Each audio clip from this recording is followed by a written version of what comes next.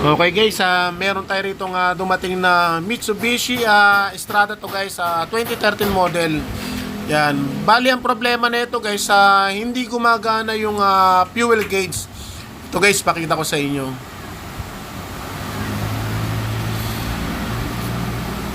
Yan, ito guys yung temperature. Iwan natin susi. Yan, ito guys yung temperature gauge, pumalo. Yan, kapag ino ng susi. Pero ito guys, yung fuel gauge hindi pumalo. Yan. Tapos yung fuel indicator lagi nakailaw. Yan. Kapag ganyan guys, sasabihin ko sa inyo, kapag ganitong Mitsubishi, tulad ng Mitsubishi Strada guys, at saka yung Mitsubishi Montero. Yan, iisa lang guys ang niyan, nagiging sira. Kapag naputol guys yung sa may floater niya, yung wire ng floater, yan, ganito guys. Parito iilaw na to. Yan. Ito guys, kitang-kita naman guys, naka-empty siya.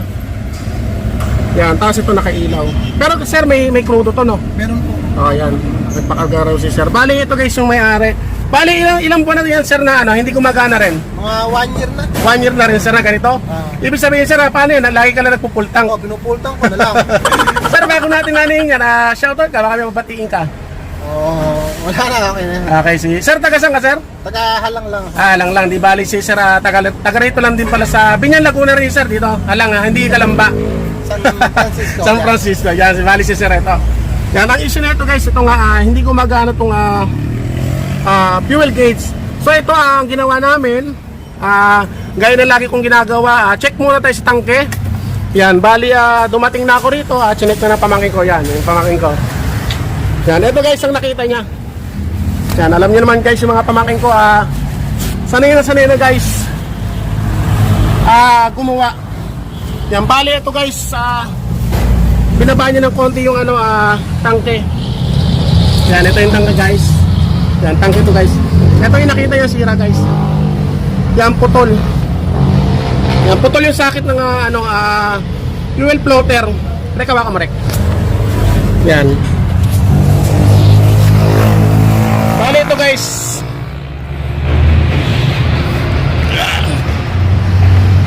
Yan. Ito guys, ang alam ko kulay green to. Yan, naputol na rin. Sir! Yan, bali ito guys, putol.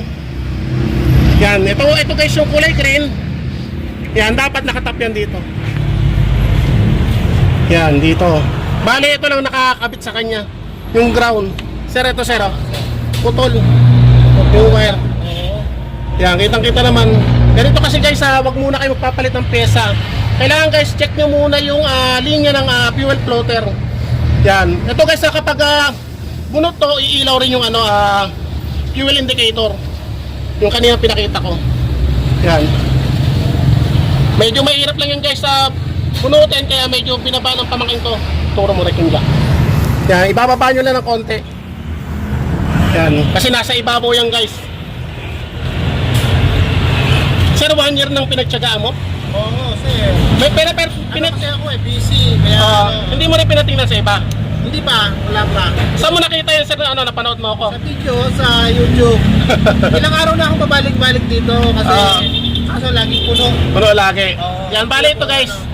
Ito kulay green, ikakapit natin dyan. Ito yung ground, yan, kakapit rin natin. Bali ito guys, ang gagawin ko rito, tatanggalin ko to, bubunutin natin tong wire na to para mahinang natin na maayos. Bali, pakita ko na mamaya guys, kapag naitugtong ko na, tapos isasalpak na namin sa may fuel floater.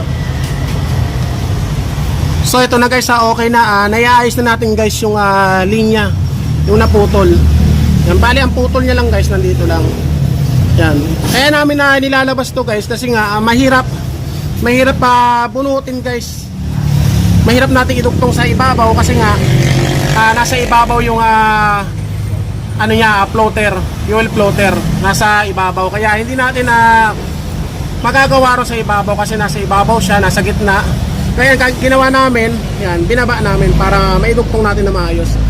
Bali ganun lang guys ang gagawin nyo kapag hindi gumagana yung fuel gauge nyo, dito muna kayo pupunta sa ilalim, sa may tangke. Lagi nyo i-check guys yung linya, yung socket. baybayin nyo guys, minsan may mga napuputol lang. Katulad nito guys, malamang hinatkat ng ano to, ng mga mababait na daga.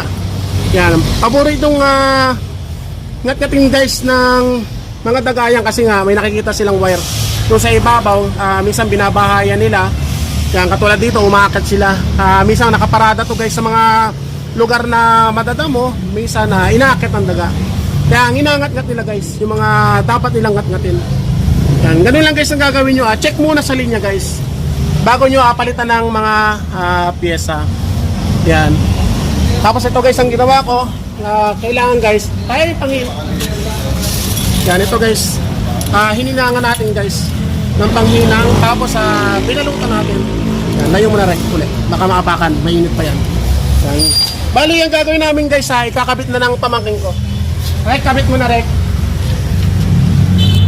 Mamaya na natin ibababa guys yung jack, kasi medyo binaba pa namin yung tangke para matubag. Okay, kabit mo na.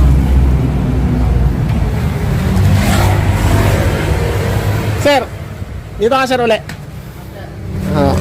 Sa'yo mo Rek kung okay na? Okay na. Bali ito guys, katulad to ng ginawa ko na Mitsubishi Montero. Medyo naghintay pa siya ng mga ilang segundo bago nag-normal, bago pumalo.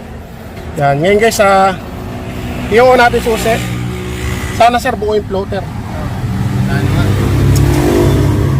Medyo mahal din ang floater yan. Tsaka sa kasa kasi sir bibili.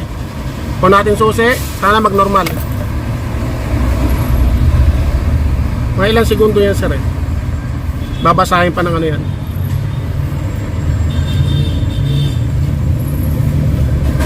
Wala ka na.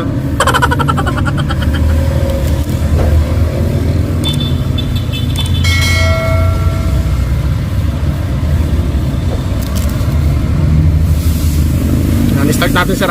Naka-neutral sir no?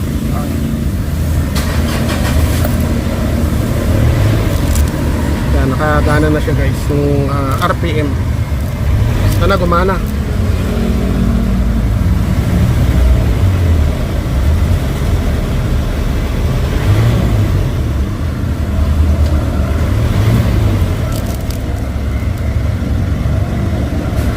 Ganyan ginawa ko sa Montero. Akala ko sira yung ano. Oo, yung pala, pinapasa pa siya ng ano.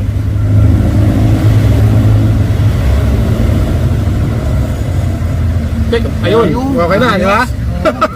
Bumutan ako ng tinik. Sir, ano sabi mo sir? Okay ba? Okay. Good job. Akala ko, mapapahiya ako sir eh. Para ako nabunutan ng tinik.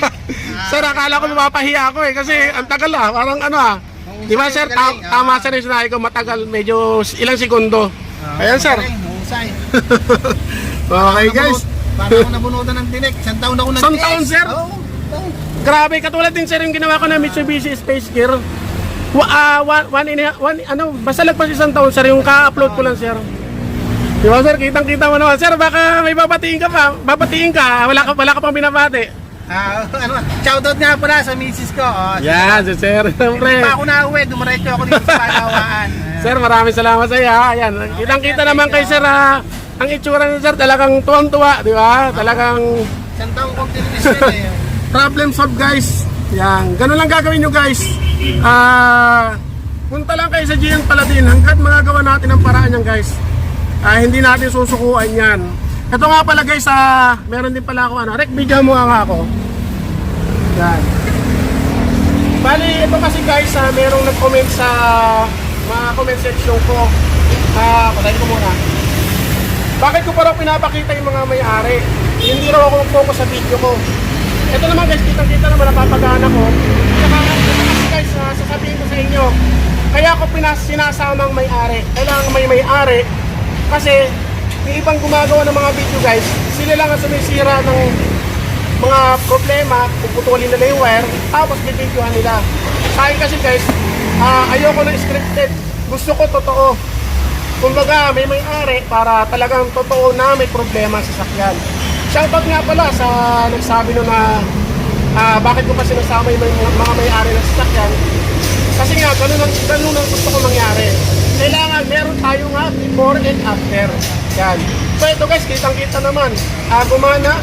Yan, hindi tayo hindi tayo napahiya kasi akala ko hindi gagana eh. Kasi siyempre, sa bagay, maaari sira na yung fuel, floater.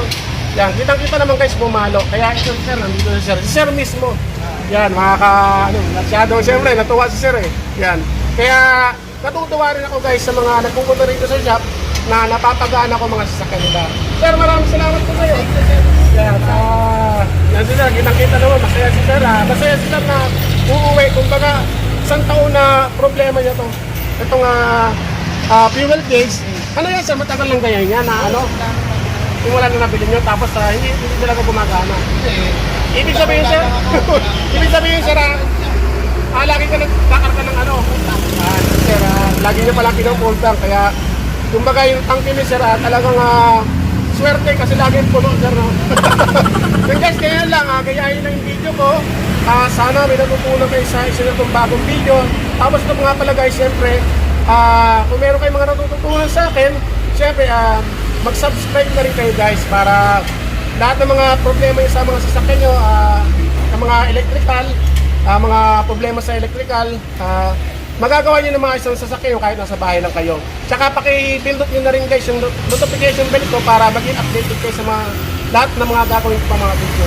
So yun guys, sana may natutunan kayo sa sila kong bagong video. Bali, Mitsubishi Strada ko guys. Maraming salamat guys. Sir.